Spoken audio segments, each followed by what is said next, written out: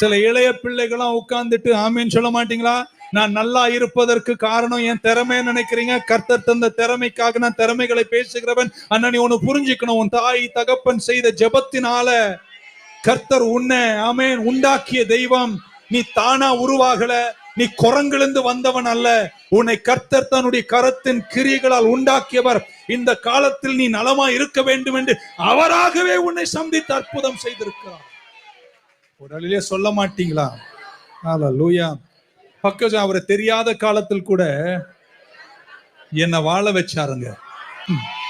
அவரை இன்னைக்கு தெரிகிற அளவு கூட தெரியாத போது கூட உன்னை போஷித்தார், உன்னை வாழ வச்சார், உன்னை பாதுகாத்தார், உனக்கு ஜீவனை தந்தார், உன்னை நடக்க வச்சார், தன்னை அற்புதம் செய்தார். இன்னைக்கு அந்த நன்றியை சொல்லும் போது இன்னொரு அளவு கர்த்தர் உங்களை நடத்துவாராக.